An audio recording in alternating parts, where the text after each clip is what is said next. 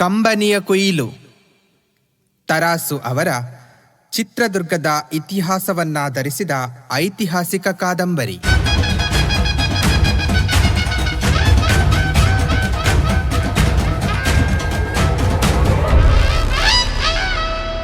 ಅಧ್ಯಾಯ 4. ಚಿಕ್ಕಮ್ಮಳಾದ ಓಬವ್ವ ನಾಗತಿಯನ್ನು ಕಾಣಲು ಬಂದ ಲಿಂಗಣ್ಣ ನಾಯಕ.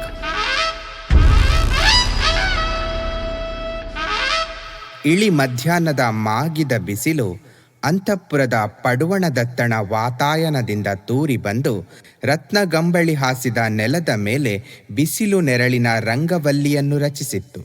ಮಂಚದ ಕೆಳಗೆ ಹಾಸಿದ ವ್ಯಾಘ್ರಾಜಿನದ ಮೇಲೆ ಕುಳಿತ ಓಬವ್ವ ನಾಗತಿ ಚಿಂತಾಭಾರವಾದ ಕಣ್ಣುಗಳಿಂದ ವಾತಾಯನದಾಚೆ ಕಾಣುವ ಬಿಸಿಲ ಹಚ್ಚಡವನ್ನು ಹೊದ್ದ ಶೃಂಗಾರವನದ ಮರದ ತುದಿಗಳನ್ನು ಹೊಳೆಯುವ ಕಲಶ ಮಾತ್ರ ಕಾಣುವ ಗೋಪಾಲಸ್ವಾಮಿಯ ದೇವಾಲಯದ ಗೋಪುರವನ್ನು ದಿಟ್ಟಿಸುತ್ತಾ ಕುಳಿತಿದ್ದಳು.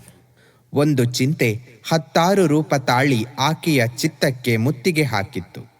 ಅನಿರೀಕ್ಷಿತವಾಗಿ ಗೌರವ್ವ ನಾಗತಿ ಭುವನಪ್ಪನವರು ಆಕೆಯ ನೆತ್ತಿಯ ಮೇಲೆ ಬೆಟ್ಟದಂಥ ಕೆಲಸವನ್ನು ಹೇರಿದ್ದರು.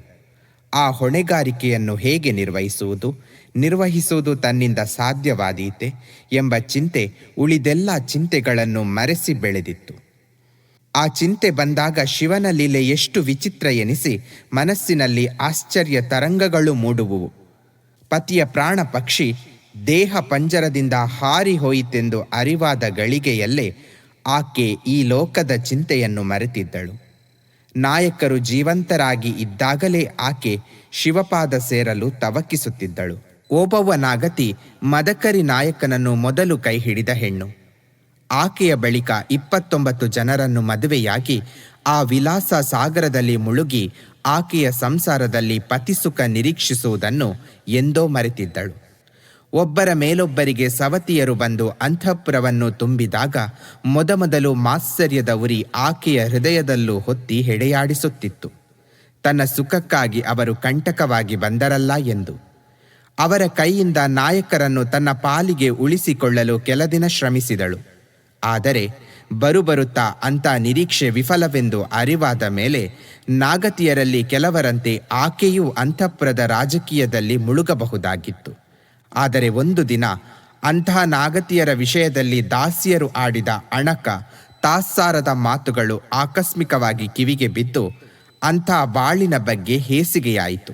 ಏನು, ಹಿಂದಿನ ಜನುಮದಲ್ಲಿ ನಾನು ತಾಯಿಗೆ ಮಾಡಿದ ಅರಶಿನ ಕುಂಕುಮದ ಪೂಜೆ ಸಾಲದಾಯಿತೇನು? ಅದಕ್ಕೆ ಈ ಜನ್ಮದಲ್ಲಿ ಪೂರ್ಣವಾಗಿ ಪತಿಸುಖ ದೊರೆಯಲಿಲ್ಲ. ಅದಕ್ಕಾಗಿ ಈ ಜನ್ಮದಲ್ಲಿ ಸವತಿಯರೊಂದಿಗೆ ಕಚ್ಚಾಡಿದರೆ ಬರುವುದೇನು? ನಾಯಕರ ಮನಸ್ಸು ಪತಂಗದಂತೆ ದಿನಕ್ಕೊಬ್ಬ ಹೊಸ ನಾಗತಿಯ ಸುತ್ತ ಸುತ್ತುತ್ತಿರುವಾಗ ಹೆಣ್ಣು ಕಾದಾಡಿ ಆಗುವ ಲಾಭವೇನು? ವ್ರತ ಮನಸ್ತಾಪ, ಅದನ್ನು ಕಟ್ಟಿಕೊಂಡರೂ ಆಗುವುದೇನು? ಮನುಷ್ಯನಿಗೆ ಏನು ತಾನೇ ಕೊಡಬಲ್ಲ? ಕೊಡುವುದು ಬಿಡುವುದು ತಾಯಿಯ ಇಚ್ಛೆ. ಆಯಿತು, ಈ ಜನ್ಮದಲ್ಲಿ ಆಕೆಯ ಪ್ರೀತಿ ಪಡೆದು ಬರಲಿಲ್ಲ, ಮುಂದಿನ ಜನ್ಮಕ್ಕಾದರೂ ದಾರಿ ಸರಿ ಮಾಡಿಕೊಳ್ಳೋಣ ಎಂದುಕೊಂಡು ಅಂದಿನಿಂದ ಪೂಜಾಗೃಹ ವಾಸಿನಿಯಾದಳು. ಏರು ಇಳಿವುಗಳ ಆಘಾತವಿಲ್ಲದೆ ಪ್ರಶಾಂತ ಜೀವನವನ್ನು ಆರಂಭಿಸಿದಳು. ಅರಮನೆಯ ಭೋಗ ಭಾಗ್ಯ ವಿಲಾಸ ವೈಭವಗಳ ನಡುವೆ ವಿರಾಗಿಣಿಯಂತೆ ಬದುಕತೊಡಗಿದಳು. ಆಕೆಯ ಬಾಳು ಪರರ ಚಿಂತೆ, ಪರರ ಹಿತಗಳಿಗೆ ಮೀಸಲಾಗಿ ಉಳಿದ ನಾಗತಿಯರಿಗೆಲ್ಲ ಅಕ್ಕ ಆದಳು. ಆಕೆಗೆ ಯಾವ ಸುಖ ದುಃಖಗಳ ಪರಿವೆಯೂ ಇಲ್ಲವಾದರೂ ಉಳಿದವರೆಲ್ಲರೂ ತಮ್ಮ ಸುಖ ದುಃಖಗಳ ಭಾರವನ್ನು ಆಕೆಯ ಹೆಗಲ ಮೇಲೆ ಹೇರತೊಡಗಿದರು. ಆಕೆಯ ಅಂತಃಪುರದ ಬಾಗಿಲು ಎಲ್ಲರಿಗೂ ಮುಕ್ತ ದ್ವಾರವಾಯಿತು. ಎಲ್ಲರಿಗೂ ಆಕೆಯಲ್ಲಿ ವಿಶ್ವಾಸ ಹೆಚ್ಚಿದ್ದಷ್ಟೇ ಆಕೆಯ ಇದಿರು ತಮ್ಮ ಸಣ್ಣತನವನ್ನು ತೋರಿಸಿಕೊಳ್ಳಲು ಭೀತಿ ಬೆಳೆದಿತ್ತು. ಆಕೆಯಲ್ಲಿ ಕೊಂಚ ಹೊರಗಿನಿಂದ ನಡೆಯುತ್ತಿದ್ದವಳು ನಾಯಕರ ಮೋಹದ ನಾಗತಿಯಾದ ಗೌರವ್ವ ನಾಗತಿಯೊಬ್ಬಳೇ. ಗೌರವ್ವ ನಾಗತಿಗೂ ಓಬವ್ವ ನಾಗತಿ ಎಂದರೆ ವಿಶ್ವಾಸ ಗೌರವಗಳಿದ್ದರೂ ಉಳಿದವರಂತೆ ಆಕೆಯ ಸುತ್ತಲೂ ಸುತ್ತಿ ತನ್ನ ಮನೋಭಾವವನ್ನು ಪ್ರಕಟಿಸುತ್ತಿರಲಿಲ್ಲ. ವಿಶ್ವಾಸವೆಂದು ಹೆಚ್ಚು ಓಡಾಡುತ್ತಿರಲಿಲ್ಲ. ಗೌರವವೆಂದು ಹೆಜ್ಜೆ ಇಟ್ಟ ಕಡೆ ಹೂವು ಹಾಕುತ್ತಿರಲಿಲ್ಲ. ಗೌರವ್ವ ನಾಗತಿಯದು ಕೊಂಚ ವಿಚಿತ್ರ ಸ್ವಭಾವ. ಉಳಿದ ನಾಗತಿಯರ ಪಾಲಿಗೆ ನಾಯಕರ ತೃಪ್ತಿ ಅತೃಪ್ತಿಗಳೇ ಸಮಸ್ತ ಪ್ರಪಂಚವೂ ಆಗಿದ್ದರೆ ಗೌರವ್ವ ನಾಗತಿ ಅದನ್ನು ಗೆದ್ದು ಅದರಾಚೆಗೂ ಪ್ರವೇಶಿಸಿದ್ದಳು. ಉಳಿದವರೆಲ್ಲರಿಗೂ ನಾಯಕರ ಒಲವನ್ನು ಹೇಗೆ ಗೆಲ್ಲುವುದು, ಗೆದ್ದುದನ್ನು ಹೇಗೆ ಸ್ಥಿರವಾಗಿ ಉಳಿಸಿಕೊಳ್ಳುವುದು ಎಂಬುದೇ ಕೊನೆಗಾಣದ ರಾಜಕೀಯವಾಗಿದ್ದರೆ, ಗೌರವ ನಾಗತಿಗೆ ಅದರೊಂದಿಗೆ ದೇಶದ ರಾಜಕೀಯವೂ ಬೇಕಾಗಿತ್ತು. ನಾಗತಿಯಾಗಿ ಬಂದಾಕೆ ಬರೀ ಅರಸರ ಅಂಗೈಯ ಅರಗಿಳಿಯಾಗಿ ಬದುಕಿ ಅಂತಃಪುರದ ಶಯ್ಯೆಯಲ್ಲಿಯೇ ಸಕಲ ಜಗತ್ತನ್ನು ಕಾಣುವುದು ಸಲ್ಲದು, ನಾಯಕರಷ್ಟೇ ನಾಗತಿಗೂ ಪ್ರಜೆಗಳ ಹಿತಚಿಂತನೆಯಲ್ಲಿ ಪಾಲಿದೆ ಎಂದು ನಂಬಿ ಆಕೆ ಆ ರೀತಿ ನಡೆಯುತ್ತಿದ್ದಳು. ತನಗೆ ಸಲಿಗೆಯಾದ ನಾಗತಿಯರಲ್ಲಿ ಒಮ್ಮೊಮ್ಮೆ ರಾಜಕೀಯ ಘಟನೆಗಳ ಪರಿಣಾಮವನ್ನು ಚಿಂತಿಸುವಳು.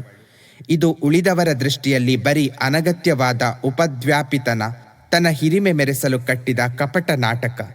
ದೊಡ್ಡ ನಾಗತಿಯವರೇ ಸುಮ್ಮನಿರುವಾಗ ಈಕೆಗೇಕೆ ಬೇಕು ಇದೆಲ್ಲ? ನಿನ್ನೆ ಇವತ್ತು ಬಂದವಳು, ತಾನು ತನ್ನ ಹಾಡು ಹಸೆಯು ಅಷ್ಟನ್ನು ನೋಡಿಕೊಂಡಿರುವುದನ್ನು ಬಿಟ್ಟು ನಾಯಕರನ್ನು ಆಳಿದಂತೆ ರಾಜ್ಯವನ್ನು ಆಳುವುದಕ್ಕೆ ಹೋಗುತ್ತಾಳೆ. ಗಡಿಗೆ ತಾನಾಗಿಯೇ ದೊಣ್ಣೆಗೆ ಮುದ್ದು ಕೊಡಲು ಹೋಗುವಂತೆ. ಇವಳ ರೂಪ ನಾಯಕರ ಕಣ್ಣು ಮುತ್ತಿರುವವರೆಗೂ ಏನಾದರೂ ನಡೆಯುತ್ತದೆ.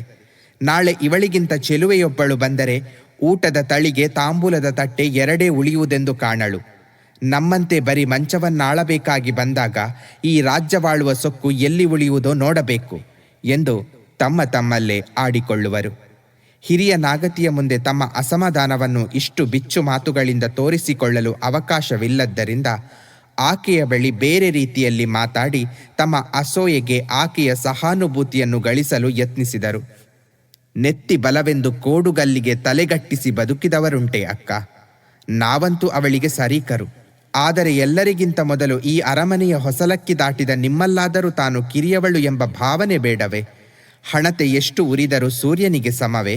ಬೆಟ್ಟದ ತುದಿಯಲ್ಲಿ ಕುಳಿತವರು ನಾವು, ಅಲ್ಲಿ ಕುಳಿತಿದ್ದೀವಿ ಎಂದು ಮರೆತರೆ ಬಂತೆ? ಅಲ್ಲಿಂದ ಉರುಳಿದರೆ ಎಷ್ಟು ಆಳಕ್ಕೆ ಬೀಳುತ್ತೇವೆ ಎನ್ನುವ ಎಚ್ಚರಿಕೆ ಬೇಡವೇ? ಎಂದು ಪರ್ಯಾಯವಾಗಿ ತಮ್ಮ ಅಸೂಯೆ ಅಸಹನೆಗಳನ್ನು ತೋರ್ಪಡಿಸಿಕೊಳ್ಳುವರು. ಆದರೆ ಅವರ ಮಾತನ್ನು ಕೇಳಿದ ಓಬವ್ವ ನಾಗತಿ ಅವರ ಮಾತುಗಳಿಂದ ಉತ್ಸಾಹಿತಳೂ ಆಗದೆ ಉದ್ರೇಕಿತಳೂ ಆಗದೆ ಮೃದುವಾಗಿ ನಕ್ಕು, ಮರದ ಕೆಳಗೆ ನಿಂತವನು ಮನೆಯ ಒಳಗೆ ನಿಂತವರನ್ನು ಕುರುಬಿ ಬಂದ ಫಲವೇನು ತಂಗಿ? ಭೋಗಿ ಪಡೆದದ್ದು ಭೋಗಿಗೆ, ಜೋಗಿ ಪಡೆದದ್ದು ಜೋಗಿಗೆ. ಈ ಜನ್ಮಕ್ಕೆ ನಮಗೆ ಇಷ್ಟೇ ಎಂದು ಲೆಕ್ಕಾಚಾರ ಮಾಡಿ ಕಳಿಸಿದ್ದಾನೆ ಪರಶಿವ. ಆಯಿತು, ನಿನ್ನಿಚ್ಛೆ. ಈ ಜನ್ಮಕ್ಕೆ ನಿಮಗೆ ಬೇಕಾದುದನ್ನು ಕೊಟ್ಟೆ, ಮುಂದಿನ ಜನ್ಮಕ್ಕಾದರೂ ನನಗೆ ಬೇಕಾದುದನ್ನು ಕೊಡು ಎಂದು ಆತನನ್ನೇ ಕೇಳಿದರೆ ಆಯಿತು. ಅದು ಬಿಟ್ಟು ಕೊರಗಿದರೆ ಏನಾದ ಹಾಗಾಯಿತು? ಈ ಕೊರಗು ಬಡ್ಡಿ ಬರದ ಸಾಲ. ಕೊರಗಿಗೆ ಕೊರಗುವುದೇ ಲಾಭ. ಮರಳು ಹಿಂಡಿ ಎಣ್ಣೆ ತೆಗೆಯುವ ಚಪಲ ಏಕೆ ಬೇಕು? ಬಿಡು ಎನ್ನುವಳು. ಆಕೆಯ ಮಾತು ಕೇಳಿ ದೂರು ಹೇಳಿದವರಿಗೆ ತಮ್ಮ ಸಣ್ಣ ಬುದ್ಧಿಗಾಗಿ ತಮಗೇ ನಾಚಿಕೆಯಾಗುವುದು. ಹಿರಿಯ ನಾಗತಿಯ ಬಗ್ಗೆ ಮತ್ತಷ್ಟು ಗೌರವ ಬೆಳೆಯುವುದು. ಹಾಗೆ ಕಿರಿಯ ನಾಗತಿಯ ನಡತೆಗಾಗಿ ಅಸಮಾಧಾನವು. ಆದರೆ ಓಬವ್ವ ನಾಗತಿಗೇನೋ ಗೌರವ ನಾಗತಿ ಎಂದರೆ ಉಳಿದವರ ಮೇಲೆ ಇದ್ದಷ್ಟೇ ಅಭಿಮಾನವಿತ್ತು. ತಾನು ಹಿಡಿದ ಕೈಯನ್ನೇ ಹಿಡಿದವಳು ಎಂದು ಅವಿಶ್ವಾಸವಿತ್ತಾದರೂ ಅದನ್ನು ತೋರಿಸಿಕೊಳ್ಳಲು ಹೋಗುತ್ತಿರಲಿಲ್ಲ. ಹಾಗೆಂದು ಹೊತ್ತು ಬಂದಾಗ ಬುದ್ಧಿಯ ಮಾತು ಹೇಳಲು ಹಿಂಜರಿಯುತ್ತಿರಲಿಲ್ಲ. ಹಾಗೆ ಹೇಳಿದಾಗ ಗೌರವ ನಾಗತಿಯ ಕಣ್ಣು ಕಿಡಿಯಾದರೆ, ಹುಬ್ಬು ಗಂಟು ಹಾಕಿಕೊಂಡರೆ ಅಸಮಾಧಾನವೂ ಪಟ್ಟುಕೊಳ್ಳುತ್ತಿರಲಿಲ್ಲ. ಇನ್ನು ಕಾದ ಹಾಲು ಆರಿದರೆ ತಾನೇ ಹಿತವಾಗುತ್ತದೆ ಎಂದು ತನಗೆ ತಾನೇ ಗೌರವ ನಾಗತಿಯ ಬಗ್ಗೆ ಸಮಾಧಾನ ಹೇಳಿಕೊಳ್ಳುವಳು. ಆಕೆಯ ಈ ನಿರೀಕ್ಷೆ ಕಡೆಗಾಲಕ್ಕೆ ಸತ್ಯವಾಯಿತು. ಓಬಣ್ಣ ನಾಯಕನನ್ನು ಪಟ್ಟಕ್ಕೆ ತರುವ ಜವಾಬ್ದಾರಿಯನ್ನು ಓಬವ್ವ ನಾಗತಿಯ ಹೆಗಲ ಮೇಲೆ ಹೇರಿ ಸಹಗಮನ ಮಾಡುವ ಮುನ್ನ ಗೌರವ ನಾಗತಿ ತನ್ನ ತಮ್ಮನೊಡನೆ ಆಕೆಯ ಅಂತಃಪುರಕ್ಕೆ ಬಂದಿದ್ದಳು. ಅದೇ ಮೊದಲ ಬಾರಿ, ಅದೇ ಕಡೆಯ ಬಾರಿ. ನಾಯಕರ ಶವದ ಇದಿರೆ ಆದ ವಾಗ್ವಾದದ ಸಂದರ್ಭದಲ್ಲಿ ಬುದ್ಧಿವಾದ ಹೇಳಬಂದ ಓಬವ್ವ ನಾಗತಿಯನ್ನು ಗೌರವ ನಾಗತಿ ಗದರಿಕೊಂಡಿದ್ದಳು. ಅದು ನೆನಪಾಗಿಯೂ ಏನು, ಓಬವ್ವ ನಾಗತಿಯ ಅಂತಃಪುರದಲ್ಲಿ ಗೌರವ್ವ ನಾಗತಿಯ ಮುಖ ನೆಲಕ್ಕೆ ಬಾಗಿತ್ತು. ಆ ಹೊತ್ತಿನಲ್ಲಿ ತಮ್ಮಿಬ್ಬರ ನಡುವೆ ಆಗುವ ಮಾತುಕತೆಯನ್ನು ಯಾರೂ ಕೇಳಬಾರದೆಂದು ಓಬವ್ವ ನಾಗತಿ ದಾಸಿಯರನ್ನೆಲ್ಲ ಹೊರಗಟ್ಟಿ ಅವರಾರು ಹೊರಗೆ ನಿಂತು ಕದ್ದು ಮಾತು ಕೇಳುತ್ತಿಲ್ಲವೆಂದು ಖಚಿತ ಮಾಡಿಕೊಂಡು ಬಾಗಿಲು ಹಾಕಿ ವಿಶ್ವಾಸ ತುಂಬಿ ತುಳುಕುವ ಧ್ವನಿಯಲ್ಲಿ, ಬಾ ಗೌರ, ಹೀಗೆ ಬರಬೇಕಾಗಿತ್ತೆ ಅಕ್ಕನ ಅಂತಃಪುರಕ್ಕೆ ಎಂದಳು. ಆ ಮಾತು ಕೇಳಿದ ಕೂಡಲೇ ಗೌರವ್ವ ಕೊಚ್ಚಿ ಬಂದ ದುಃಖದಲ್ಲಿ ನಿಲ್ಲಲಾರದೆಯೇ ವಿಶ್ವಾಸದಿಂದ ತೆರೆದ ಅಕ್ಕನ ತೋಳಿನೊಳಕ್ಕೆ ತೂಗಿಬಿದ್ದಳು. ಇಬ್ಬರಿಗೂ ದುಃಖ ಮರುಕಳಿಸಿ ಅಷ್ಟು ಹೊತ್ತು ಇಬ್ಬರು ಒಬ್ಬರನ್ನೊಬ್ಬರು ತಬ್ಬಿಕೊಂಡು ಎದೆ ಹಗುರಾಗುವವರೆಗೂ ಅತ್ತರು. ದುಃಖದ ನೆರೆ ಕೊಂಚ ಇಳಿದು ಮೈಯರಿವು ಮರಳಿದ ಮೇಲೂ ಗೌರವ ನಾಗತಿಯನ್ನು ತಬ್ಬಿದ ಓಬವ್ವ ನಾಗತಿಯ ತೋಳ ಹಿಡಿತ ಸಡಿಲಿರಲಿಲ್ಲ. ಓಬವ್ವ ನಾಗತಿಯ ಎದೆಯಲ್ಲಿ ತನ್ನ ಮುಖವನ್ನು ಹುದುಗಿಸಿ ಗೌರವ ನಾಗತಿ ಕಂಬನಿಯೊರೆಸುವ ಧ್ವನಿಯಲ್ಲಿ ಕೇಳಿದಳು, ಅಕ್ಕ, ನಿನ್ನ ತಂಗಿಯ ಅಜ್ಞಾನ ಅಹಂಕಾರವನ್ನು ಕ್ಷಮಿಸಬಲ್ಲೆಯ ಅಕ್ಕ? ಆ ಮಾತು ಕೇಳಿ ಓಬವ್ವ ನಾಗತಿಯ ಎದೆ ಅಭಿಮಾನದಿಂದ ತುಂಬಿ ಬಂದಿತ್ತು. ಆ ಅಭಿಮಾನ ತುಳುಕುವ ಧ್ವನಿಯಲ್ಲೇ ಹೇಳಿದಳು, ಎಂಥ ಮಾತು ಗೌರ! ಅಕ್ಕ ಎಂದು ಕರೆದು ಹೀಗೆ ಕೇಳಿದರೆ ನಾನು ತಲೆ ಎತ್ತಿಕೊಂಡು ಬಾಳಬಹುದೇ? ಇಲ್ಲಕ್ಕ, ನನ್ನಿಂದ ನಿನಗೆ ತುಂಬ ಅಪಚಾರವಾಗಿದೆ. ನಿನ್ನ ತಂಗಿ ಎನಿಸಿಕೊಳ್ಳಲು ಯೋಗ್ಯವಾಗದ ಹಾಗೆ ನಡೆದುಕೊಂಡೆ. ನಿನ್ನೆಯೂ ನೀನು ಬುದ್ಧಿಯ ಮಾತು ಹೇಳಿದಾಗ ಗದರಿಕೊಂಡೆ. ಕ್ಷಮಿಸು, ಎಂದೂ ಕೇಳಲಿಕ್ಕೂ ಬಾಯಿಲ್ಲದ ಹಾಗೆ ಮಾಡಿಕೊಂಡೆ. ಹುಚ್ಚಿ, ಇದೇನು ಮಾತು ಬಿಡು. ನಿನ್ನೆ ನೀನು ಆಡಿದ ಮಾತು ನೀನು ಆಡಿದ್ದಲ್ಲ. ಇದೇ ಹಾಳುಬಾಯಲ್ಲೇ ಆಡಬಾರದ ಮಾತು ಆಡಿದೆ ಅಕ್ಕ. ನೀನಲ್ಲ, ನಿನ್ನ ಬಾಯಿಯೂ ಅಲ್ಲ. ಆ ಮಾತಾಡಿದ್ದು ನಿಜ ಅಕ್ಕ. ಆ ಮಾತಾಡಿದ್ದು ನಾನಲ್ಲ, ನನ್ನ ಅಹಂಕಾರದ ಭೂತ. ಅದೂ ಅಲ್ಲ, ನಾಯಕರ ಮೇಲಿನ ನಿನ್ನ ಪ್ರೀತಿ, ಈ ರಾಜ್ಯದ ಮೇಲಿನ ನಿನ್ನ ಅಭಿಮಾನ ಆ ಮಾತು ಆಡಿದುವು, ನೀನಲ್ಲ. ಮರಿಗೆ ಕೈ ಹಾಕಿದರೆ ಸಾಕಿದ ಬೆಕ್ಕು ಸಿರ್ರೆನ್ನುತ್ತದೆ. ಹಾಗೆಂದು ಅದರ ಮೇಲೆ ಸಿಟ್ಟಾದವರುಂಟೆ ಗೌರ? ಇವತ್ತು ಗೊತ್ತಿರುವಷ್ಟು ನಿನ್ನೆ ಗೊತ್ತಿದ್ದರೆ ನಾನು ಅಷ್ಟು ಮಾತು ಆಡುತ್ತಿರಲಿಲ್ಲ. ಏಕೆ? ನೀನಾಡುವ ಮಾತನ್ನೇ ನಾನು ಆಡುತ್ತಿದ್ದೆ. ಅಕ್ಕ, ನೀನು ಈ ಲೋಕದ ಹೆಣ್ಣಲ್ಲ, ದೇವತಾ ಸ್ತ್ರೀ. ಛಿ, ಹಾಗೆಲ್ಲ ಅಸಂಬದ್ಧವಾಗಿ ಹೊಗಳಬಾರದು. ನಾನೊಂದು ಮುರುಕು ಕನ್ನಡಿ ಚೂರು. ಬಿಸಿಲು ಬಿದ್ದರೆ ಅಷ್ಟು ಹೊಳೆಯುತ್ತೇನೆ. ಅಷ್ಟು ಮಾತ್ರಕ್ಕೆ ನನ್ನನ್ನೇ ಸೂರ್ಯ ಎಂದು ಬಿಟ್ಟರೆ ಎಲ್ಲಿಯಾದರೂ ಉಂಟೆ? ಓಬವ್ವ ನಾಗತಿ ಆಡಿದ ಆ ಮಾತನ್ನು ಕೇಳಿ ಗೌರವ ನಾಗತಿಗೆ ಆಕೆಯಲ್ಲಿ ಇದ್ದ ಗೌರವ ಆ ಒಂದು ಗಳಿಗೆಯಲ್ಲಿ ನೂರ್ಮಡಿಯಾಯಿತು. ಆ ಭಾವನೆಯಲ್ಲೇ ಹೇಳಿದಳು, ಅಕ್ಕ, ಇಷ್ಟು ದಿನ ನಾನೆಂಥ ಭಾಗ್ಯಕ್ಕೆ ಎರವಾಗಿದ್ದೇನೆಂದು ನಾನು ಅರಿತಿರಲಿಲ್ಲ. ಈಗ ಅರಿವಾಗಿಯೂ ಉಪಯೋಗವಿಲ್ಲ. ಅಕ್ಕ, ನಿನ್ನ ಕಾಲು ಹಿಡಿದು ಬೇಡುತ್ತೇನೆ. ಜನ್ಮ ಜನ್ಮಕ್ಕೂ ನಿನ್ನ ತಂಗಿಯಾಗಿ ಹುಟ್ಟುವ ಭಾಗ್ಯವನ್ನು ಆಶೀರ್ವದಿಸು. ನಾವು ಬಯಸುವುದು ಅಷ್ಟೇ ಗೌರ. ಜನ್ಮ ಜನ್ಮಕ್ಕೂ ನಿನ್ನಂಥ ತಂಗಿಯಾಗಲಿ, ನಾಯಕರಂತಹ ಪತಿಯಾಗಲಿ. ನಾಯಕರೇನೋ 7 ಜನ್ಮಕ್ಕೂ ಬೇಕು ಎನ್ನುವಂತಹ ಪತಿರಾಯ. ಆದರೆ ತಿಳಿದು ತಿಳಿದು ನನ್ನಂತಹ ತಂಗಿ ಬೇಕು ಎನ್ನುತ್ತೀಯಾ? ಬೇಡ ಅನಿಸುವಂಥದ್ದನ್ನು ನೀನೇನು ಮಾಡಿದೆ? ಏನು ಮಾಡಿದೆ? ಮಾಡಿದ್ದು ಸಾಲದೆ ಇದ್ದಷ್ಟು ದಿನ ಸವತಿಯಾಗಿ ನಡೆದುಕೊಂಡೆ. ಈಗ ಹೋಗುವಾಗ ನೀನು ನಾಯಕರೊಂದಿಗೆ ಸ್ವರ್ಗ ಸೂರೆ ಮಾಡುವುದಕ್ಕೂ ವಿಘ್ನ ಮಾಡಿ ಹೋಗುತ್ತಿದ್ದೇನೆ. ಅಷ್ಟೇ ತಾನೇ? ಇಷ್ಟೇ ಸಾಲದೆ? ಹುಚ್ಚಿ, ನಿನ್ನಂತಹ ಸವತಿಯರಿದ್ದದ್ದರಿಂದಲೇ ನನಗೆ ನಾಯಕರ ಪ್ರೀತಿ ಎಂಥ ಆಸ್ತಿ ಎಂಬುದು ಅರಿವಾಯಿತು. ಅದು ಶಾಶ್ವತವಾಗಿ ಸಿಗಲಿ ಎಂದು ಅಮ್ಮನವರ ಪೂಜೆ ಮಾಡುವ ಬುದ್ಧಿ ಬಂತು. ಇಲ್ಲವಾಗಿದ್ದರೆ ನಾನು ಯಾವುದೋ ಕಾವಳದಲ್ಲಿ ಮಲಗುತ್ತಿದ್ದೆ. ಈ ಕಣ್ಣು ತೆರೆಸಿದ ನಿನ್ನನ್ನು ತಂಗಿಯಾಗಿ ಬಾ ಎಂದು ಕರೆಯದೆ ಬೇರೆ ಯಾರನ್ನು ಕರೆಯಲಿ? ನಿನಗೆ ಅದು ಬೇಡವೆಂದರೆ ಬಿಡು. ತಂಗಿಯಾಗಿ ಬರುವುದಿಲ್ಲ ಎಂದರೆ ತಾಯಿಯಾಗಿ ಬಾ ಎನ್ನುತ್ತೇನೆ. ನಾನೇನು ನಿನ್ನನ್ನು ಬಿಡುವುದಿಲ್ಲ. ಅಕ್ಕ, ನಾನು ನಿನ್ನ ತಾಯಿಯಾಗಿ? ಏಕೆ?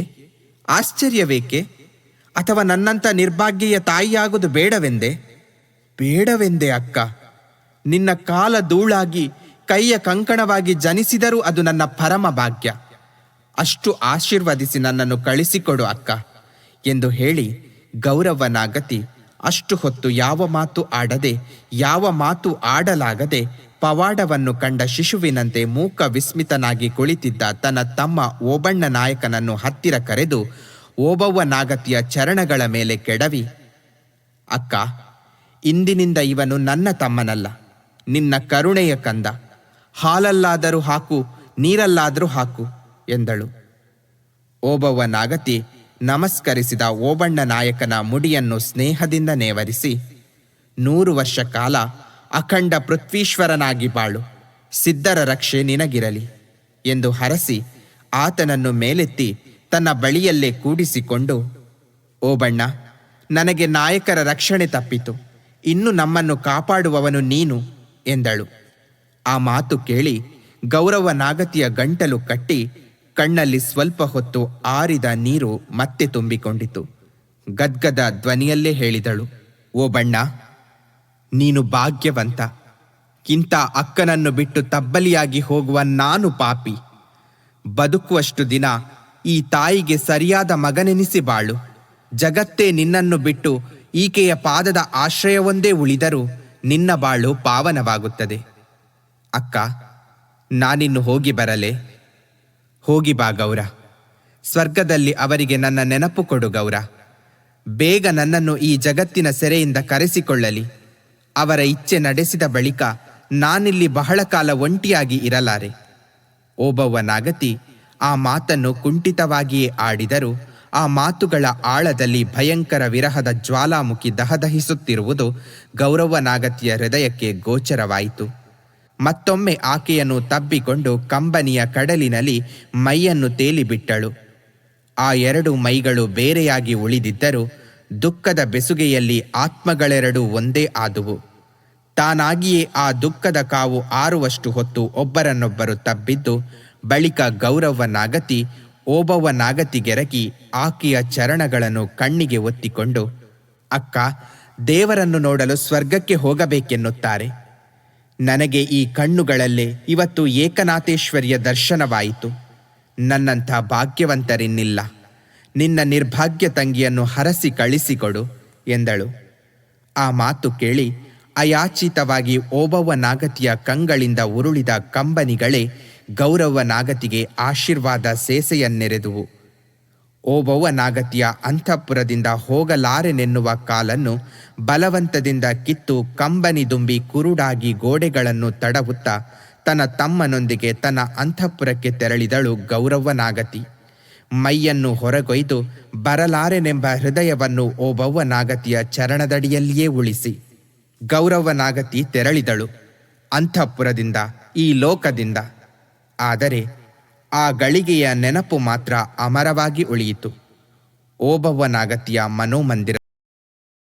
ಮಂದಿರದಲ್ಲಿ ಈಗ ಒಂಟಿಯಾಗಿ ಬಿಡುವಾಗಿ ಕುಳಿತ ಒಂದೊಂದು ಗಳಿಗೆಯು ಆ ನೆನಪು 10 ಬಾರಿ ಮರಳಿ ಓಬವ್ವ ನಾಗತಿಯನ್ನು ಆಕೆ ಹೊತ್ತ ಹೊಣೆಗಾರಿಕೆಯ ಬಗ್ಗೆ ಎಚ್ಚರಿಸುತ್ತಿತ್ತು. ನಾಯಕರ ಮನದಾಸೆಯನ್ನು ತೀರಿಸಲು ಅಷ್ಟು ಹೊಯ್ದಾಡಿದ ಗೌರಿ ಎಲ್ಲವನ್ನೂ ನನಗೆ ಒಪ್ಪಿಸಿ ಹೋದಳು. ನಾನು ಆ ನಂಬಿಕೆಯನ್ನು ಉಳಿಸಿಕೊಂಡೆನೆ ಎಂದು ಯೋಚಿಸಿದಳು. ಹಾಗೆ ಆ ಕಾರ್ಯವನ್ನು ಆದಷ್ಟು ಬೇಗ ನಡೆಸಲು ತವಕಿಸಿದಳು. ದಿನಕ್ಕೊಂದು ಬಾರಿಯಾದರೂ ಭುವನಪ್ಪನವರಲ್ಲಿ ಕಾರ್ಯವನ್ನು ನಡೆಸುವ ವಿಧಿವಿಧಾನದ ಬಗ್ಗೆ ಮಾತನಾಡುವಳು. ಇಂದು ನಾಯಕರು ತೀರಿ 10 ದಿನ ಕಳೆದಿದೆ. ಇನ್ನೆರಡು ದಿನ ಕಳೆದರೆ ಅಂತ್ಯಕ್ರಿಯೆಗಳೆಲ್ಲವೂ ಮುಗಿಯುತ್ತವೆ. ಆ ಬಳಿಕ ಮುಂದಿನ ಕೆಲಸವಾಗಬೇಕು. ಆದರೆ ಆ 2 ದಿನಗಳು ಕಳೆಯುವವರೆಗೂ ಯಾರೊಬ್ಬರ ಮೈ ಮನಸ್ಸಿಗೂ ಬಿಡುವಿಲ್ಲ. ಭುವನಪ್ಪನವರಂತೂ ಊಟ ನಿದ್ರೆಗೂ ವೇಳೆಯಿಲ್ಲದೆ ಬುಗುರಿಯಂತೆ ಸುತ್ತುತ್ತಿದ್ದರು. ಅದರಿಂದಾಗಿಯೇ ಕಳೆದ 2 ದಿನಗಳಿಂದ ಅವರು ನಾಗತಿಯನ್ನು ನೋಡಿರಲಿಲ್ಲ. ಇಂದಾದರೂ ಅವರು ಬರಬಹುದೆಂದು ಅವರೊಂದಿಗೆ ಬಹು ಹತ್ತಿರವಾದ ನಾಯಕರ ಅಂತ್ಯ ಸಂಸ್ಕಾರದ ಕೊನೆಯ ದಿನದ ವಿವರಗಳನ್ನು ತಿಳಿದುಕೊಳ್ಳಬೇಕೆಂದು ನಾಗತಿ ಕಾದಿದ್ದಳು. ಹಾಗೆ ದತ್ತು ಸ್ವೀಕಾರದ ವಿಷಯವಾಗಿಯೂ ಬೇಗ ನಿರ್ಧರಿಸಬೇಕಾಗಿತ್ತು. ಪಟ್ಟಾಭಿಷಿಕ್ತನಾದ ದೊರೆ ಇಲ್ಲದೆ ಸಿಂಹಾಸನ ಬರಿದಾಗಿ ಬಹುದಿನ ಉಳಿಯುವುದು ಹಲವಾರು ದೃಷ್ಟಿಯಿಂದ ಯೋಗ್ಯವಾಗಿರಲಿಲ್ಲ. ಅಲ್ಲದೆ ದೊರೆಯ ಪರಾಮರ್ಶೆ ಒಪ್ಪಿಗೆಯನ್ನು ಪಡೆದು ನಿರ್ಧರಿತವಾಗಬೇಕಾದ ಹಲವಾರು ಆಡಳಿತದ ವಿಷಯಗಳನ್ನು ನಾಗತಿ ತಾನೇ ನಿರ್ವಹಿಸುವುದು ಸಾಧ್ಯವಿರಲಿಲ್ಲ. ಇಲ್ಲಿಯವರೆಗೇನೋ ಎಲ್ಲವನ್ನು ಭುವನಪ್ಪನವರು, ಗುರುಕಣ್ಣನವರು ಮೊದಲಾದ ಮಂತ್ರಿಮಂಡಲದವರೇ ನೋಡಿಕೊಂಡು ಹೋಗುತ್ತಿದ್ದರು. ಹೆಚ್ಚು ದಿನ ಆಡಳಿತ ಭಾರವನ್ನು ಅವರ ಮೇಲೆ ಬಿಡುವುದು ವ್ಯವಹಾರ ದೃಷ್ಟಿಯಿಂದ ಸೂಕ್ತವಾಗಿರಲಿಲ್ಲ. ಈ ಎಲ್ಲ ತೊಡಕುಗಳನ್ನು ಬಿಡಿಸಿ ಒಪ್ಪಿಕೊಂಡ ಕೆಲಸವನ್ನು ಮಾಡಿ ಮುಗಿಸಿ ನಿಶ್ಚಿಂತೆಯಿಂದ ಪೂಜಾ ಮಂದಿರವನ್ನು ಸೇರುವ ದಿನ ಎಂದು ಬರುವುದೋ ಎಂದು ಚಿಂತಿಸುತ್ತಾ ಕುಳಿತಿದ್ದಳು. ನಾಗತಿ ಈ ಚಿಂತೆಯಲ್ಲಿ ಕುಳಿತಿರುವಾಗಲೇ ಬಾಗಿಲ ದಾಸಿ ಒಳಬಂದು, ಲಿಂಗಣ್ಣ ನಾಯಕರು ಬಂದಿದ್ದಾರೆ, ಬರಬಹುದೇ ಎಂದು ಕೇಳಿದರು ಎಂದು ಹೇಳಿದಳು. ಅವರನ್ನು ಒಳಗೆ ಬಿಡು ಎಂದು ಹೇಳಿ ನಾಗತಿ ಅರ್ಧ ಮುಖ ಮುಚ್ಚುವಂತೆ ಮುಖದ ಮೇಲೆ ಸೆರಗೆಳೆದುಕೊಂಡು ತಾನೇ ಬಾಗಿಲವರೆಗೂ ಹೋಗಿ ಲಿಂಗಣ್ಣ ನಾಯಕರನ್ನು ಒಳಗೆ ಕರೆದುಕೊಂಡು ಬಂದಳು. ಲಿಂಗಣ್ಣ ನಾಯಕ ಒಳಗೆ ಬರುತ್ತಿದ್ದ ಹಾಗೆ ನಾಗತಿಯ ಕಾಲುಗಳಿಗೆ ನಮಸ್ಕಾರ ಮಾಡಿ ಪಾದಧೂಳಿಯನ್ನು ನೆತ್ತಿಗೆ ಲೇಪಿಸಿಕೊಂಡು, ಮಲಗಿದ್ದಿರೇನೋ, ಬಂದು ತೊಂದರೆ ಕೊಟ್ಟೆ, ಬಿಡುವಿಲ್ಲದಿದ್ದರೆ ಮತ್ತೊಮ್ಮೆ ಬಂದು ಕಾಣುತ್ತೇನೆ ಎಂದ. ಆ ಮಾತಿಗೆ ಕೂಡಲೇ ಉತ್ತರ ಕೊಡದೆ ತಲೆ ಬಾಗಿಸಿ ನಿಂತ ಲಿಂಗಣ್ಣ ನಾಯಕನ ಮುಖವನ್ನು ಒಂದು ಗಳಿಗೆ ದಿಟ್ಟಿಸಿ ನೋಡಿ, ನಾಯಕರಂತೂ ನಮ್ಮನ್ನು ಬಿಟ್ಟು ಹೋದರು. ನಾಯಕರ ಮಕ್ಕಳೂ ನಮ್ಮನ್ನು ದೂರ ಮಾಡುವಂತಿದೆ ಎಂದಳು. ಏಕೆ? ನನ್ನಿಂದೇನಾದರೂ ಅಪಚಾರವಾಯಿತೆ? ನಾಗತಿಯಾಡಿದ ಮಾತು ಕೇಳಿ ಬೆಚ್ಚಿ ಬಿದ್ದವನಂತೆ ಕೇಳಿದ ಲಿಂಗಣ್ಣ ನಾಯಕ. ಅಪಚಾರವಲ್ಲವೇ? ತಾಯಿಯ ಮನೆಗೆ ಬಂದ ಮಕ್ಕಳು ಪರಕೀಯರ ಮನೆಗೆ ಬಂದಂತೆ ನಡೆದುಕೊಂಡರೆ ಅದಕ್ಕೆ ಏನು ಹೇಳಬೇಕು? ಹೋಗಲಿ ಬಿಡು, ನಾನೀಗ ಅಷ್ಟಕ್ಕೆ ಅರ್ಹಳೇನು? ನೀನು ಹಾಗೆ ಮಾತನಾಡಿದರೆ ನನ್ನ ಎದೆ ಸೀಳಿ ಹೋಗುತ್ತದೆ ಚಿಕ್ಕಮ್ಮ. ನನ್ನಿಂದ ತಪ್ಪಾಗಿದ್ದರೆ ಕೆನ್ನೆಗೆ ಹೊಡೆದು ಹೇಳಿ, ತಿದ್ದಿಕೊಳ್ಳುತ್ತೇನೆ. ತಪ್ಪಾಗಿತ್ತು, ಆದರೆ ಅದು ಈಗ ತೀರಿ ಹೋಯಿತು. ಯಾವಾಗ? ಮೊದಲಿನಂತೆ ಬಾಯಿ ತುಂಬ ಚಿಕ್ಕಮ್ಮ ಎಂದು ಕರೆದಾಗ. ಕುಳಿತುಕೋ ಬಾ, ಹತ್ತಿರ ಕುಳಿತುಕೊಂಡು ಏನು ಬೇಕೋ ಕೇಳು ಎಂದು ತನ್ನ ಬಳಿಯಲ್ಲಿದ್ದ ಬೆಳ್ಳಿಯ ಪೀಠವನ್ನು ತೋರಿದಳು. ಎಷ್ಟು ಬೇಗ ಹೆದರಿಸಿ ಬಿಡುತ್ತೆ ಚಿಕ್ಕಮ್ಮ. ನೀನಾಡಿದ ಮಾತು ಕೇಳಿ ನನ್ನಿಂದ ಆಗಬಾರದುದು ಏನಾಯಿತೋ ಎಂದು ಹೆದರಿದ್ದೆ. ನನ್ನ ಮಾತು ಅಂದರೆ ಅಷ್ಟು ಹೆದರಿಕೆಯೇ? ಹೆದರಿಕೆಯಲ್ಲ, ಮತ್ತೇನು? ಅದೇನೋ ನಾನು ಹೇಳಲಾರೆ ಚಿಕ್ಕಮ್ಮ. ಅಂತೂ ನಿನ್ನ ಹುಬ್ಬು ಗಂಟಾದರೆ ಭೂಮಿ ನಡುಗಿದಂತಾಗುತ್ತದೆ ನನಗೆ. ಏಕೆಂದರೆ ಏನು ಹೇಳಲಿ ಚಿಕ್ಕಮ್ಮ? ನಮ್ಮಿಬ್ಬರಿಗೂ ತಾಯಿಗಿಂತ ತಾಯಿಯಾಗಿ ಎತ್ತಿ ಬೆಳೆಸಿದವಳು ನೀನು. ತಂದೆ ಇಲ್ಲದೆ ನಮಗೆ ಚಿಕ್ಕಪ್ಪ ತಂದೆಯಾಗಿದ್ದರು. ಅವರು ಹೋಗಿ 2ನೆಯ ಬಾರಿ ನಾವು ತಬ್ಬಲಿಗಳಾದೆವು. ನಮ್ಮ ಪಾಲಿಗೆ ಅಮ್ಮ ಎಂದು ಕೂಗಲು ಉಳಿದಿರುವವಳು ನೀನೊಬ್ಬಳು. ನೀನು ನಮ್ಮಲ್ಲಿ ಅಸಮಾಧಾನ ಪಟ್ಟುಕೊಂಡರೆ ನಮಗೆ ಯಾರು ದಿಕ್ಕು ಹೇಳು? ನನಗೂ ಅಷ್ಟೆ. ನಿಮ್ಮನ್ನು ಬಿಟ್ಟರೆ ಬೇರೆ ಯಾರು? ನಾಯಕರು ನನ್ನನ್ನು ನಿಮ್ಮ ಕೈಯಲ್ಲಿಟ್ಟು ಹೋದರು. ಆದರೆ ಇಷ್ಟು ದಿನ ನೀನಾಗಲಿ ಚಿಕ್ಕಣ್ಣನಾಗಲಿ ಒಬ್ಬರಾದರೂ ಬಂದು ಒಂದು ಗಳಿಗೆ ಕುಳಿತು ಮಾತನಾಡಿದಿರ ಆವತ್ತಿನಿಂದ. ಅದಕ್ಕೆ ನಿಮಗೂ ನಾನು ಬೇಡವಾದೆನೇನೋ ಎಂದುಕೊಂಡೆ. ಅಂಥ ಭಾವನೆ ನನ್ನ ಕನಸು ಮನಸ್ಸಿನಲ್ಲೂ ಸುಳಿಯುವುದಿಲ್ಲ ಚಿಕ್ಕಮ್ಮ. ನಾನು ಬರದಿರುವುದಕ್ಕೆ ಅಂಥ ಕಾರಣ ಯಾವುದೂ ಇಲ್ಲ. ಆದರೂ ಅರಮನೆಗೆ ಬಂದು ಒಮ್ಮೆಯಾದರೂ ಇಲ್ಲಿಗೆ ಬರಲಿಲ್ಲ. ನಿಜ ಹೇಳಬೇಕೆಂದರೆ ಉಕ್ಕಿ ಬರುವ ಭಾವನೆಯೊಂದನ್ನು ಅತಿ ಪ್ರಯಾಸದಿಂದ ಹತ್ತಿಕ್ಕುತ್ತಾ ಹೇಳಿದ ಲಿಂಗಣ್ಣ ನಾಯಕ. ಹೇಳು, ಸಂಕೋಚ ಬೇಡ. ಈ ಸ್ಥಿತಿಯಲ್ಲಿ ನಿನ್ನ ಮುಖ ನೋಡಿದರೆ ನನ್ನ ಎದೆ ಹಿಂಡಿದ ಹಾಗಾಗುತ್ತದೆ ಚಿಕ್ಕಮ್ಮ. ಅದಕ್ಕೆ ಒತ್ತರಿಸಿ ಬಂದ ದುಃಖವನ್ನು ತಡೆಯಲಾರದೆ ಬಿಕ್ಕುತ್ತಾ ಹೇಳಿದ ಲಿಂಗಣ್ಣ ನಾಯಕ. ನಾಗತಿಯೇ ಆತನ ನೆತ್ತಿಯನ್ನು ನೇವರಿಸಿ ಸಮಾಧಾನ ಮಾಡುತ್ತಾ, ಭಗವಂತನ ಇಚ್ಛೆಗೆ ಯಾರು ಇದಿರು ಹೇಳು ಲಿಂಗಣ್ಣ? ನಾವೆಲ್ಲ ಆತನ ಕೈಗೊಂಬೆಗಳು. ಇಷ್ಟವಿದ್ದಷ್ಟು ದಿನ ಆಟವಾಡುತ್ತಾನೆ, ಬೇಡವೆಂದರೆ ಬಿಸಾಡುತ್ತಾನೆ. ಹೇಗೋ ಎಲ್ಲವೂ ಅವನ ಆಟವೆಂದುಕೊಂಡರೆ ಮನಸ್ಸು ಅಷ್ಟು ಕುದಿಯುವುದಿಲ್ಲ. ಹಾಗೂ ಕುದಿಯುವ ಹೊತ್ತಿನಲ್ಲಿ ನಿಮ್ಮಂತಹ ಮಕ್ಕಳು ಹತ್ತಿರವಿದ್ದರೆ ಇದ್ದ ಸುಖ ನೋಡಿಕೊಂಡು ಕಳೆದು ಹೋದ ಸುಖವನ್ನು ಮರೆಯಬಹುದು. ಆ ಮಾತು ನೆನೆಸಿಕೊಂಡಷ್ಟು ಇನ್ನಷ್ಟು ಕಣ್ಣೀರು ಬೇಕು ಎನ್ನುತ್ತದೆ. ಹೋಗಲಿ ಬಿಡು, ಈಗ ಬಂದಿದ್ದೇಕೆ ಎನ್ನುವುದನ್ನೇ ಹೇಳಲಿಲ್ಲವಲ್ಲ. ನಾಳಿದ್ದು 12ನೆಯ ದಿನ. ಆ ದಿನ ದಾನ ಧರ್ಮಗಳು ಏನಾಗಬೇಕು ನಿಮ್ಮನ್ನೇ ವಿಚಾರಿಸಬೇಕು ಎಂದರು ಜೋಯಿಸರು. ಅದನ್ನು ಕೇಳಬೇಕೆಂದೇ ಬಂದೆ. ಹೆಂಗಸು, ನನ್ನನ್ನು ಕೇಳಿದರೆ ನಾನೇನು ಹೇಳಲಿ ಲಿಂಗಣ್ಣ? ನೀನೇ ಹೇಳಬೇಕು ಚಿಕ್ಕಮ್ಮ. ನನಗೇನು ತಿಳಿಯುತ್ತದೆ ಹೇಳು? ನನಗೆ ತಿಳಿದಿರುವುದಿಷ್ಟೇ. ಅವರ ಆತ್ಮಕ್ಕೆ ಸಂತೋಷವಾಗಲು ಏನೇನು ಮಾಡಬೇಕು ಎಲ್ಲವನ್ನು ಮಾಡಿ. ಇಂಥ ಸಮಯದಲ್ಲಿ ಏನೇನು ದಾನ ಕೊಡಬೇಕು, ಧರ್ಮ ಮಾಡಬೇಕು ಜೋಯಿಸರು ಹೇಳಬೇಕು. ಅದಕ್ಕೆಲ್ಲ ಭಂಡಾರದಲ್ಲಿ ಎಷ್ಟು ಹಣ ಇದೆ ಎಂದು ಚಿನ್ನದ ಮನೆಯವರು ಲೆಕ್ಕ ಹೇಳಿದರೆ ಅದರಲ್ಲಿ ಇಷ್ಟು ಇದಕ್ಕೆ ಖರ್ಚು ಮಾಡಬಹುದು ಅಂತ ನಾನು ಉಳಿದ ಹಿರಿಯರು ನಿರ್ಧರಿಸಬೇಕು. ಭುವನಪ್ಪನವರೊಂದಿಗೆ ವಿಚಾರ ಮಾಡು ಲಿಂಗಣ್ಣ. ಎಲ್ಲ ವಿಚಾರವನ್ನು ಅರಿತ ಹಿರಿಯರು ಅವರು. ಅಂದ ಹಾಗೆ ಅವರು ನಿನ್ನೊಂದಿಗೆ ಏನೋ ಮಾತನಾಡುವುದಿದೆ ಎನ್ನುತ್ತಿದ್ದರು. ಸಿಕ್ಕಿದರೆ? ಇಲ್ಲ, ಯಾರೊಂದಿಗೂ ಮಾತನಾಡಲು ಅವರಿಗೆ ಬಿಡುವೇ ಇಲ್ಲ. ತುಂಬ ಅವಸರದ ವಿಷಯವೇ ಚಿಕ್ಕಮ್ಮ. ಅವಸರದ್ದೇ. ನಾನೊಂದು ಮಾತು ಹೇಳುತ್ತೇನೆ, ಕೇಳುತ್ತೀಯ ಲಿಂಗಣ್ಣ? ಏನು ಹೇಳು ಚಿಕ್ಕಮ್ಮ. ನೀನು ಕಾಲಲ್ಲಿ ತೋರಿದುದನ್ನು ನೆತ್ತಿಯಲ್ಲಿ ಹೊತ್ತು ಮಾಡುತ್ತೇನೆ. ಹಾಗೆಲ್ಲ ಹಿಂದು ಮುಂದು ನೋಡದೆ ಮಾತು ಕೊಡಬಾರದು ಲಿಂಗಣ್ಣ. ನಿನಗೆ ಮಾತು ಕೊಡಲು ಹೆದರಬೇಕೆ? ನಿನಗೆ ಕೊಟ್ಟು ಮಾತಿಗೆ ತಲೆ ಹೋದರೂ ಹೋಗಲೇಳು. ನಿನ್ನ ಚಿಕ್ಕಮ್ಮ ಎಂಥ ಭಯಂಕರ ಹೆಂಗಸು ಎಂದು ನಿನಗೆ ತಿಳಿಯದು. ಅದಕ್ಕೆ ಹೀಗೆ ಹೇಳುತ್ತೀಯ. ಹೆಂಗಸಿಗೆ ಹಾಗೆಲ್ಲ ಮಾತು ಕೊಡಬಾರದು. ತುಂಬ ಎಚ್ಚರಿಕೆಯಾಗಿರಬೇಕು. ಉಳಿದ ಹೆಂಗಸರ ವಿಷಯದಲ್ಲಿ ಹಾಗಿರಬೇಕೋ ಏನೋ, ಆದರೆ ತಾಯಿಯ ವಿಷಯದಲ್ಲೇಕೆ ಆ ಎಚ್ಚರಿಕೆಯ ಮಾತು? ತಾಯಂದಿರ ಕತೆ ನಿನಗೆ ಗೊತ್ತಿಲ್ಲ. ಕುಂತಿದೇವಿ ಮಾಡಿದ್ದು ಕೇಳಿಲ್ಲವೇ? ಏನು, ಹುಟ್ಟಿದಾಗಲೇ ಹೊಳೆಪಾಲು ಮಾಡಿದ ಮಗನನ್ನೇ ಅವನು ಬೇಕಾದದ್ದು ಕೇಳು ಎಂದಾಗ ನಿನ್ನ ತಲೆ ಕೊಟ್ಟು ಉಳಿದ ಮಕ್ಕಳನ್ನು ಉಳಿಸು ಎಂದಳು. ನಾನು ಇನ್ನೊಬ್ಬ ಕುಂತಿದೇವಿಯೇ. ತೆಗೆದುಕೋ ಎಂದರೆ ಈಗ ನಿನ್ನ ಪಾಲಿಗೆ ಬಂದಿರುವ ರಾಜ್ಯವನ್ನೇ ಕೊಡು ಎಂದು ಕೇಳುತ್ತೇನೆ. ಆ ತಾಪತ್ರಯವೇ ತಪ್ಪಿತು. ಈ ಭಾರ ನಿನ್ನ ಹೆಗಲ ಮೇಲೆ ಇರಲಿ ಎಂದು ಒಪ್ಪಿಸಿ ಇದ್ದಷ್ಟು ದಿನ ಹಾಯಾಗಿ ನಿನ್ನ ಮಗನಾಗಿಯೇ ಇದ್ದು ಬಿಡುತ್ತೇನೆ. ನನಗಾದ ನಷ್ಟವೇನು? ನಿನಗೆ ತಲೆನೋವು ಎಂದು ನಗುತ್ತಾ ಹೇಳಿದ ಲಿಂಗಣ್ಣ ನಾಯಕ. ಆ ಮಾತು ಕೇಳಿ ನಾಗತಿಯ ಮುಖದಲ್ಲಿ ಮಂದಹಾಸ ಮೂಡದೆ ಮುಖ ಗಂಭೀರವಾಯಿತು. ಹಾಗೆ ತುದಿಯವರೆಗೂ ಬಂದ ಮಾತನ್ನು ತಡೆದುಕೊಂಡು, ಈಗೇಕೆ ಆ ಮಾತು? ಹಾಗೆ ಕೇಳುವ ಕಾಲ ಬರಲಿ, ಆಗ ಏನು ಮಾಡುತ್ತೀಯೋ ನೋಡೋಣ. ಈಗ ಅದನ್ನಲ್ಲ ನಾನು ಕೇಳಿದ್ದು. ಮತ್ತೇನು? ಭುವನಪ್ಪನವರಿಗೆ ಬಿಡುವಿಲ್ಲವೆಂದು ನೀನೇ ಹೇಳಿದೆ.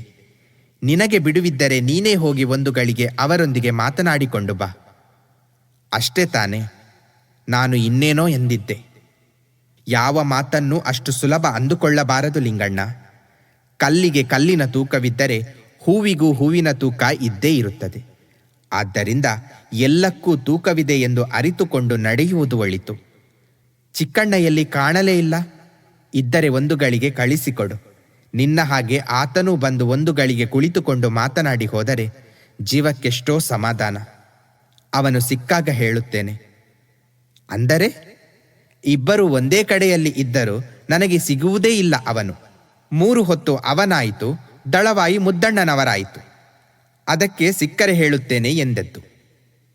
ಲಿಂಗಣ್ಣ ನಾಯಕ ಹೇಳಿದ ಮಾತು ಕೇಳಿ ನಾಗತಿಯ ಮುಖದ ಮೇಲೆ ಯಾವುದೋ ಚಿಂತೆಯ ಮೋಡ ಸುಳಿದು ಹೋಯಿತು. ಮುದ್ದಣ್ಣನವರ ವಿಷಯದಲ್ಲಿ ನಿನ್ನ ಅಭಿಪ್ರಾಯವೇನು ಲಿಂಗಣ್ಣ? ನನಗೂ ಅವರಿಗೂ ಅಷ್ಟು ಸಲಿಗೆ ಇಲ್ಲ ಚಿಕ್ಕಮ್ಮ. ಅವರೇನೋ ನನ್ನೊಂದಿಗೆ ಸಲಿಗೆಯಾಗೇ ಇರಲು ಯತ್ನಿಸುತ್ತಾರೆ. ಆದರೆ ನನಗೆ ಅದು ಬೇಡ ಎನಿಸಿದೆ. ಏಕೆ? ಆತ ಮಹಾಕ್ರೂರಿ. ಹಾ? ಆಶ್ಚರ್ಯದಿಂದ ಕೇಳಿದಳು ನಾಗತಿ. ನಿಜವಾಗಿಯೂ ಸಿಟ್ಟು ಬಂದಾಗ ಯಾವುದಕ್ಕೂ ಹಿಂಜರಿಯುವವರಲ್ಲ ದಳವಾಯಿಗಳು. ಹುಲ್ಲೆಯ ಮರಿಯನ್ನು ಸಾಕಿ ಬೆಳೆಸಿ ದೊಡ್ಡದು ಮಾಡಿ ತಾನೇ ಅದರ ಮೇಲೆ ತನ್ನ ಬೇಟೆಯ ನಾಯನ್ನು ಚೂಬಿಟ್ಟು ನೋಡಿ ಸಂತೋಷ ಪಡುತ್ತಾನೆ. ಒಂದು ದಿನ ಅದನ್ನು ನೋಡಿದೆ, ಹೇಸಿಗೆಯಾಯಿತು. ಅಂದಿನಿಂದ ಅವನೆಂದರೆ ಆದಷ್ಟು ದೂರ ಇರಬೇಕು ಎನಿಸುತ್ತದೆ. ಲಿಂಗಣ್ಣ ನಾಯಕ ಹೇಳಿದುದನ್ನು ಕೇಳಿ ನಾಗತಿಯ ಮೈ ಕಂಪಿಸಿತು. ಚಿಕ್ಕಣ್ಣನಿಗೂ ಆತನಿಂದ ಆದಷ್ಟು ದೂರ ಇರು ಎಂದು ಹೇಳಬೇಕಾಗಿತ್ತು. ಅಂತಹ ಸ್ನೇಹ ಒಳ್ಳೆಯದಲ್ಲ. ನಾನು ಹೇಳಿದೆ.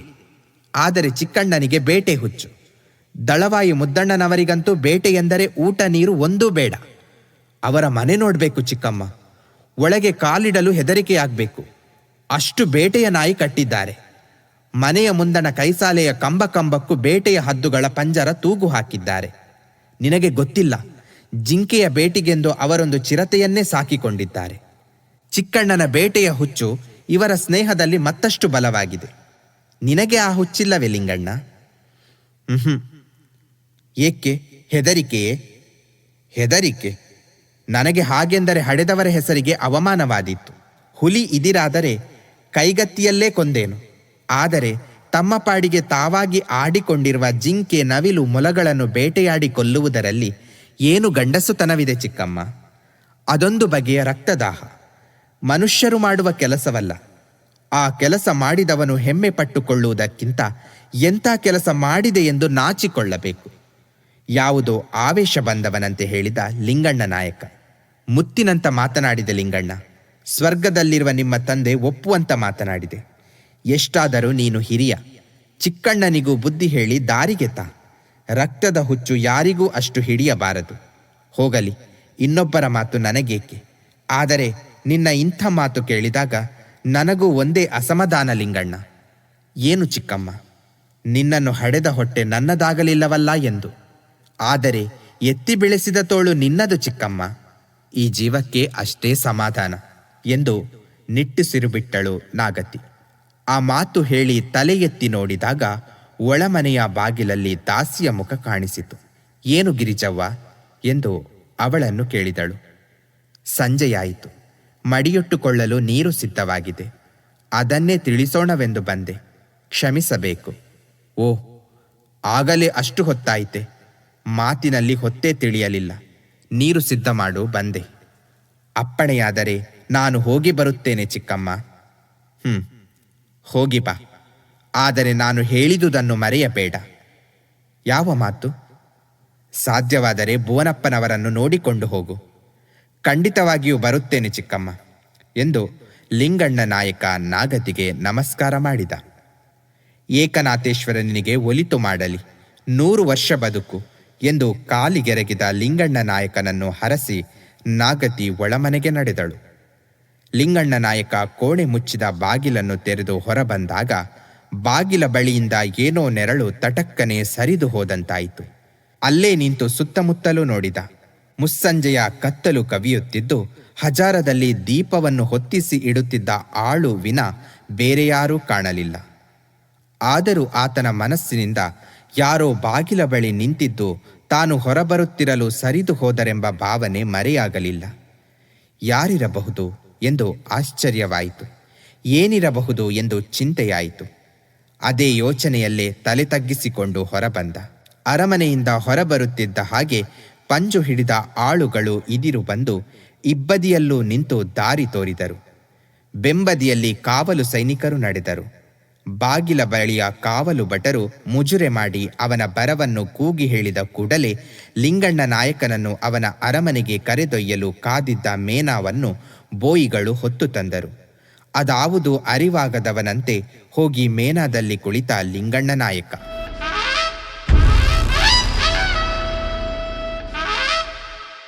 ಬೆಳ್ಳಿಯ ಸರಪಳಿಗೆ ಬಿಗಿದ ಕತ್ತಿಗೆ ಬಿದುರುದಿನ ಗಂಟೆಯನ್ನು ಕಟ್ಟಿಕೊಂಡು ಹೆಗಲ ಮೇಲೆ ಒರಗಿದ ಬೇಟೆಯ ನಾಯಿಯ ತೆರೆದ ಬಾಯಲ್ಲಿ ಮುಂಗೈಯನ್ನಿಟ್ಟು ಮೈಯನ್ನು ನೀಳವಾಗಿ ಚಾಚಿ ದಿಂಬಿಗೆ ಒರಗಿ ಏನೋ ಯೋಚನೆ ಮಾಡುತ್ತಾ ಇದ್ದ ದಳವಾಯಿ ಮುದ್ದಣ್ಣ. ಬಿರುಸಾದ ಮುಖಮುದ್ರೆ ಯೋಚನೆಯ ತೀವ್ರತೆಗೆ ಕೈಗೋಲಾಗಿತ್ತು. ಹಾಗೆ ಚಿಂತಿಸುತ್ತಾ ಹೊರಗಿದ್ದಾಗ ಪಕ್ಕದಲ್ಲಿದ್ದ ಬೇಟೆಯ ನಾಯಿ ಗಂಭೀರವಾಗಿ ಮೊರೆದು ಯಾರೋ ಬಂದರೆಂಬುದನ್ನು ಸೂಚಿಸಿತು. ಮುದ್ದಣ್ಣ ಕಣ್ಣು ತೆರೆದು ನೋಡಿದ. ಅರಮನೆಯ ಕಾವಲು ಪಡೆಯ ನಾಯಕ ವೀರಣ್ಣ. ದಳವಾಯಿ ಕಣ್ಣು ತೆರೆದುದನ್ನು ಕಂಡೊಡನೆಯೇ ಮುಜುರೆ ಮಾಡಿದ. ಏನು ವೀರಣ್ಣ, ಅರಮನೆಯಲ್ಲಿ ಎಲ್ಲರೂ ಕುಶಲವೇ? ಕುಶಲ ಪ್ರಭು. ಈಗೇನು ಬಂದದ್ದು? ನಿನ್ನೆ ಸಂಜೆ ನಡೆದುದನ್ನು ಪ್ರಭುಗಳಲ್ಲಿ ತಿಳಿಸಬೇಕೆಂದು ಬಂದೆ. ಆ ಮಾತು ಕೇಳಿದ ಕೂಡಲೇ ದಿಂಬಿಗೆ ಒರಗಿದ ಮುದ್ದಣ್ಣನ ಮೈ ಸೆಟೆದು ನೇರವಾಯಿತು. ಕಣ್ಣಿನ ಹೊಳಪಿನಲ್ಲಿ ಉಕ್ಕಿನ ಕಠೋರತೆ ಮೂಡಿತು. ಆ ಮಾತು ಕೇಳಿದಾಗ ಮನದಲ್ಲಿ ಮೂಡಿದ ಕರ್ಕಶತೆಯನ್ನು ಧ್ವನಿಯಲ್ಲಿ ತೋರಗೊಡದೆ ಏನು ಸುದ್ದಿ ಎಂದು ಕೇಳಿದ. ನಿನ್ನೆ ಸಂಜೆ ಲಿಂಗಣ್ಣ ನಾಯಕರು ಹಿರಿಯ ನಾಗತಿಯರನ್ನು ಕಾಣಲು ಬಂದಿದ್ದರು. ಬಹಳ ಹೊತ್ತು ಮಾತುಕತೆ ನಡೆಯಿತು. ಯಾವ ವಿಚಾರ ನಡೆಯಿತೆಂದು ಗೊತ್ತಾಯಿತೆ? ಅಂತಃಪುರದ ಬಾಗಿಲು ಮುಚ್ಚಿದುದರಿಂದ ಹೊರಗೆ ನಿಂತ ನನಗೆ ಮಾತು ಕೇಳಿಸಲಿಲ್ಲ. ಮಾತು ಕೇಳಿಸಲಿಲ್ಲ? ಸುಮ್ಮನೆ ಕಲ್ಲಿನಂತೆ ನಿಂತಿದ್ದು. ಯಾರು ಬಂದಿದ್ದರು, ಯಾರು ಹೋದರು ಎಂದು ತಿಳಿಸುವುದಕ್ಕೆ ನಿನ್ನನ್ನೇ ನೇಮಕ ಮಾಡಬೇಕಾಗಿತ್ತೆ. ಬಾಗಿಲಿಗೆ ಬೆಳ್ಳಿಯ ತಗಡು ಬಿಗಿದಿರುವುದರಿಂದ ಬಾಗಿಲು ಹಾಕಿದರೆ ಒಳಗಿನ ಮಾತಾವುದು ಕೇಳಿಸುವುದು ಸಾಧ್ಯವಿಲ್ಲ. ಬಾಗಿಲಿಗೆ ಕಿವಿ ಹಚ್ಚಿ ಕೇಳಿದರೂ ಏನೂ ಕೇಳಿಸಲಿಲ್ಲ. ಹಾಗಿರುವಾಗಲೇ ಸಿಕ್ಕಿ ಬೀಳುವುದರಲ್ಲಿದ್ದೆ. ಹೇಗೋ ತಪ್ಪಿಸಿಕೊಂಡದ್ದಾಯಿತು. ಸಿಕ್ಕಿಬಿದ್ದವರಿಗಾಗುವ ಶಿಕ್ಷೆ ಗೊತ್ತಿದೆ ತಾನೇ? ಎಚ್ಚರವಿರಲಿ. ಹಾಗೆ ಇನ್ನು ಮುಂದೆ ಮುಚ್ಚಿದ ಬಾಗಿಲುಗಳ ಹಿಂದೆ ಏನು ನಡೆಯುತ್ತದೆ ಎನ್ನುವುದನ್ನು ತಿಳಿದುಕೊಳ್ಳಲು ಏನಾದರೂ ಏರ್ಪಾಡು ಮಾಡಬೇಕು. ಹಿರಿಯ ನಾಗತಿಯರ ಅಂತಃಪುರದಲ್ಲಿ ನಿನಗೆ ತಿಳಿದವರು ಯಾರೂ ಇಲ್ಲವೇ? ಇದ್ದಾರೆ. ಯಾರು? ಪೂಜಾಗೃಹದ ದಾಸಿ. ಹೇಗೆ ಪರಿಚಯ? ಎಷ್ಟು ಮಟ್ಟಿನ ಪರಿಚಯ? ಆ ಪ್ರಶ್ನೆಗೆ ವೀರಣ್ಣ ಕೂಡಲೇ ಉತ್ತರ ಕೊಡಲಿಲ್ಲ. ಮುದ್ದಣ್ಣ ಅವನ ಕೆಂಪೇರಿದ ಮೊಗವನ್ನು ನೋಡಿ ಅವನ ಮನದಲ್ಲಿ ಹುದುಗಿದ ಮಾತನ್ನು ಅರಿತುಕೊಂಡವನಂತೆ ನಗುತ್ತಾ ಹೇಳಿದ, ಹಾಗಿದ್ದರೆ ಮತ್ತಷ್ಟು ಅನುಕೂಲವೇ ಆಯಿತು. ಹೆಣ್ಣಿನ ಬಾಯಿ ಬಿಡಿಸಲು ಪ್ರೇಮಕ್ಕಿಂತ ಉತ್ತಮವಾದ ಅಸ್ತ್ರ ಬೇರೆ ಇಲ್ಲ. ಈ ಕೆಲಸಕ್ಕೆ ನಿನ್ನನ್ನು ನೇಮಿಸಿದ್ದು ಸಾರ್ಥಕವಾಯಿತು. ಆತನ ನಗು, ಮಾತು, ಮಾತನಾಡಿದ ಟಿವಿಯನ್ನು ಕೇಳಿ ಪಳಗಿದ ಸೈನಿಕನಾದ ವೀರಣ್ಣನಿಗೂ ಏಕೋ ಎದೆಯ ಮೇಲೆ ಮಂಜುಗಡ್ಡೆ ಇಟ್ಟಂತಾಯಿತು. ಆ ಭಾವನೆಯನ್ನು ಹಾಗೆ ಹುದುಗಿಸಿಕೊಂಡು ಕ್ಷಮಿಸಬೇಕು ಎಂದ. ಏಕೋ ಗಿರಿಜವ್ವ ಅಂಥ ಹೆಣ್ಣಲ್ಲ. ಅಂದರೆ ಹಿರಿಯ ನಾಗತಿಯೊಡನೆ ಆಕೆಗೆ ಏಕನಾಥೇಶ್ವರಿಯ ಅವತಾರವೇ ಅವರು ಎಂಬಷ್ಟು ಭಕ್ತಿ. ಅವರಿಗೆ ಆಕೆ ಎಂದೂ ದ್ರೋಹ ಬಗೆಯುವಂತಿಲ್ಲ. ನೀನು ಶುದ್ಧ ಮೂರ್ಖ.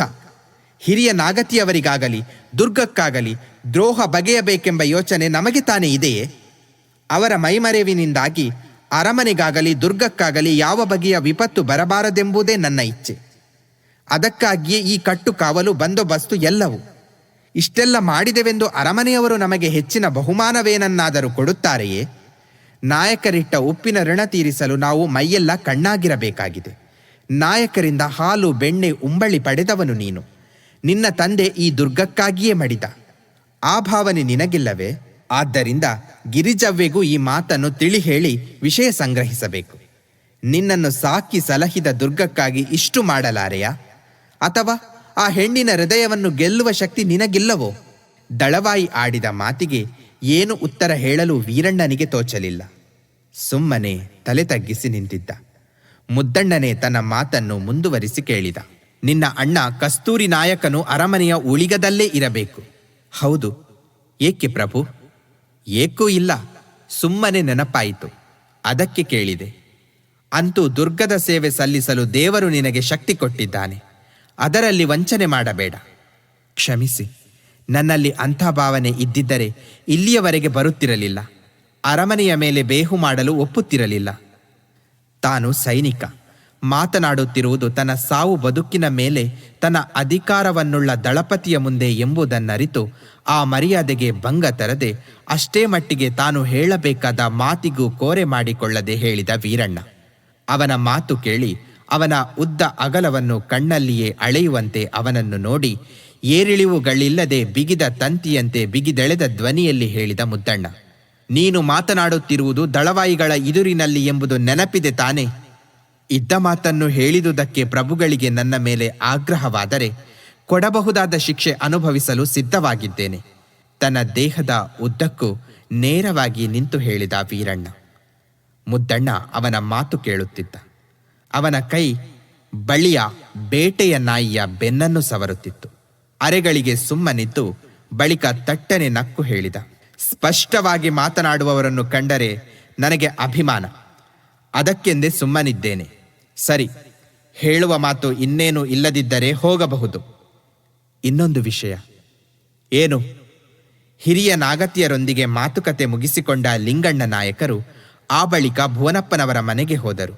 ಏನು? ಚುರುಕಾಗಿ ಕೇಳಿದ ಮುದ್ದಣ್ಣ. ಮಂತ್ರಿ ಭುವನಪ್ಪನವರ ಮನೆಗೆ ಹೋದರು ಲಿಂಗಣ್ಣ ನಾಯಕರು. ರಾತ್ರಿ 2ನೆಯ ಕಹಳೆ ಕೂಗುವವರೆಗೂ ಅಲ್ಲೇ ಇದ್ದರೆಂದು ತಿಳಿಯಿತು. ಅಷ್ಟೇ. ಅಲ್ಲಿ ಏನು ನಡೆಯಿತೆಂಬುದು ತಿಳಿಯಲಿಲ್ಲ. ಅಲ್ಲಿ ಹೋಗಲು ನಮಗೆ ಪ್ರವೇಶವೂ ಇಲ್ಲ. ಅಷ್ಟೇ, ಹೆಚ್ಚು ಮತ್ತೇನೂ ಇಲ್ಲ. ಅಪ್ಪಣೆಯಾದರೆ ಹೊರಡುತ್ತೇನೆ. ಇಂದಿನಿಂದ ಬೇಹು ಮತ್ತಷ್ಟು ಬಿಗಿಯಾಗಬೇಕು ಎಂದು ಹೇಳಿದ ಮುದ್ದಣ್ಣ. ವೀರಣ್ಣ ಮತ್ತೊಮ್ಮೆ ದಳವಾಯಿಗೆ ಮುಜುರೆ ಮಾಡಿ ಹೊರಗೆ ಬಂದ. ಹೊರಗೆ ಹೋಗುತ್ತಿದ್ದ ಅವನನ್ನು ಕಂಡು ಬೇಟೆಯ ನಾಯಿ ಗುರ್ರೆಂದು ಬೊಗಳಿತು. ಕೂಡಲೇ ಮುದ್ದಣ್ಣ ಬಳಿ ಇದ್ದ ಚಾವಟಿಯಿಂದ ನಾಯಿಗೆ ಬಾರಿಸಿದ. ಚುರುಕಾದ ಚಾವಟಿಯ ಪೆಟ್ಟು ಬಿದ್ದು ನಾಯಿ ಕಿರ್ರೆಂದು ನಿಂತಲ್ಲಿಯೇ ಮಲಗಿತು. ಮುದ್ದಣ್ಣ ನಾಯಿಯನ್ನು ಹೊಡೆದ ರೀತಿಯಲ್ಲಿ ಜಗತ್ತನ್ನೇ ಪ್ರಹರಿಸುವ ಆಕ್ರೋಶವಿತ್ತು. ಭುವನಪ್ಪ, ಈ ದುರ್ಗದಲ್ಲಿ ಒಬ್ಬರಿಗೆ ಸ್ಥಾನ, ಇಲ್ಲವೇ ನನಗೆ, ಇಲ್ಲವೇ ನಿನಗೆ ಎಂದು ಕರ್ಕಶವಾಗಿ ಒಟಗುಟ್ಟುತ್ತಾ ನೆಲವನ್ನೇ ಪುಡಿ ಪುಡಿ ಮಾಡುವವನಂತೆ ಶತಪಥ ಹಾಕತೊಡಗಿದ. ಹಾಗೆ ಅಷ್ಟು ಹೊತ್ತು ಬೋನಿನಲ್ಲಿ ಸಿಕ್ಕ ಕಾಡು ಮೃಗದಂತೆ ಅತ್ತಿಂದಿತ್ತ ಸುತ್ತಾಡುತ್ತಿದ್ದು ಬಳಿಕ ತಟಕ್ಕನೆ ನಿಂತು ಚಪ್ಪಾಳೆ ತಟ್ಟಿದ. ಆ ಸದ್ದು ಅಡಗುವಷ್ಟರಲ್ಲೇ ಬಾಗಿಲ ಬಳಿಯ ಆಳು ಒಳಬಂದು ಮುಜುರೆ ಮಾಡಿ ಕೇಳಿದ, ಏನಪ್ಪಣೆ? ಕುದುರೆಯನ್ನು ಸಿದ್ಧ ಮಾಡಿ ತರುವಂತೆ ಲಾಯದ ಆಳಿಗೆ ಹೇಳು. ಅಪ್ಪಣೆ ಪಡೆದು ಆಳು ಹೊರಟು ಹೋದ. ಕೂಡಲೇ ಮುದ್ದಣ್ಣ ತನ್ನ ಅಧಿಕಾರದ ವಸ್ತ್ರಗಳನ್ನು ಧರಿಸಿ ತಲೆಯ ಮೇಲೆ ಪಾಗನ್ನಿಟ್ಟುಕೊಂಡು ಕನ್ನಡಿಯಲ್ಲಿ ಮುಖ ನೋಡಿಕೊಂಡ.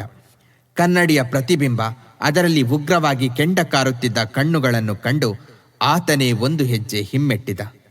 ಆ ವೇಳೆಗೆ ಆಳು ಬಂದು ಕುದುರೆ ಸಿದ್ಧವಾಗಿದೆ ಎಂದು ತಿಳಿಸಿದ ಕೂಡಲೇ ಗೋಡೆಗೆ ತೂಗು ಹಾಕಿದ್ದ ಖಡ್ಗವನ್ನು ಸೊಂಟಕ್ಕೆ ಬಿಗಿದುಕೊಂಡು ಮುತ್ತಿನ ಕುಚ್ಚಿನ ಚಡಾವು ಧರಿಸಿ ಹೊರಬಂದು ಕಾಯುತ್ತಿದ್ದ ಕುದುರೆಯನ್ನೇರಿ ಓಡಿಸಿದ. ಮನೆಯ ಕೈಸಾಲೆಯಲ್ಲಿ ತೂಗು ಹಾಕಿದ ಪಂಜರದಲ್ಲಿದ್ದ ಡೇಗೆ ಶಿಕಾರಿ ಹದ್ದುಗಳು ಅವನನ್ನು ಕಂಡು ಶಿಳ್ಳೆ ಹಾಕಿದವು. ತನ್ನ ಮನೆಯಿಂದ ಹೊರಟ ಮುದ್ದಣ್ಣ ಚಿಕ್ಕಣ್ಣ ನಾಯಕನ ಅರಮನೆಯ ಬಾಗಿಲು ಸೇರುವವರೆಗೂ ಅತ್ತಿತ್ತ ನೋಡಲಿಲ್ಲ. ಮುಂದಿನ ಸಂಚಿಕೆಯಲ್ಲಿ ಮತ್ತೆ ಭೇಟಿಯಾಗೋಣ. ಅಲ್ಲಿಯವರೆಗೆ